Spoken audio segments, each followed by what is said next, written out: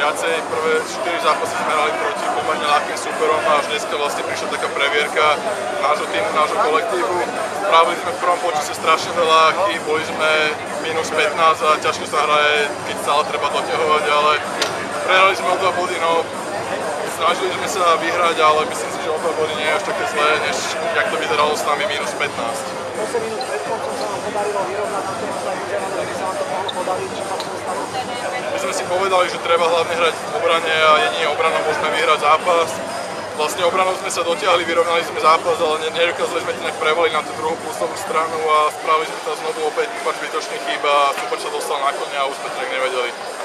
Pred sezónou ste sa rozhodli pre Nitru namiesto Interu, myslíte, že to bolo správne? Teraz sa už nebudem pozerať na svoje rozhodnutie naspäť, ja to neľutujem, v Nitre som rád, som tam šťastný a myslím si, že zatiaľ sú to len prvé zápasy v sezóne, treba sa čím najviac zohrať a myslím si, že už to bude len lepšie do budúcnosti. Som veľmi rád a v prvom rade by som sa poďakovať Petrovi Kalanovi, ktorý nastúpil za výkon, ktorý sme podali. Vyhrali sme o 2 body, nie je to oveľa, ale je to víťazstvo, cení sa to body doma. A sme spokojení.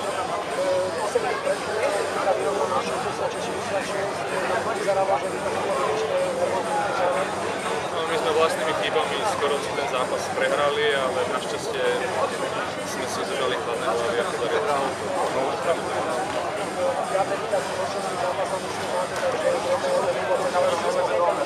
Áno, sme spokojní.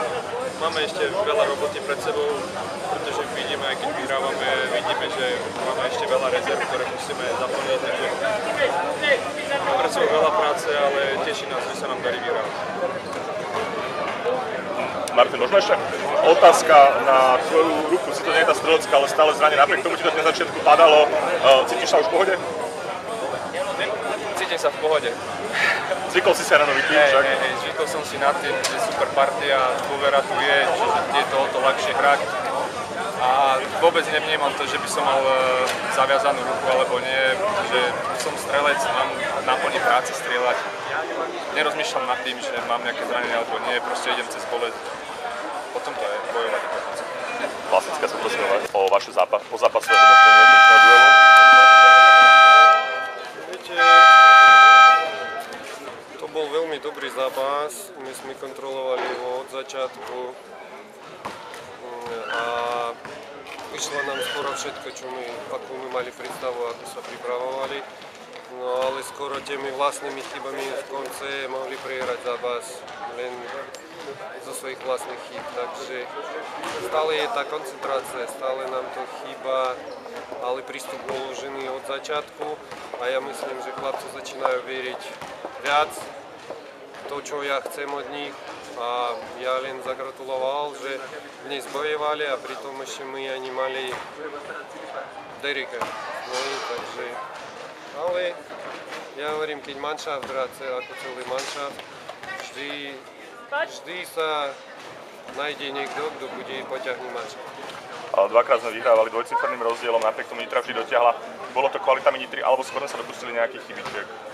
Ja by som tak netraktoval. Ja nemôžem hovoriť o kvalite Nitry. Ja hovorím o tom, že tie výmieny my nemôžeme hrať 5-6. Niekedy to je taký X-faktor.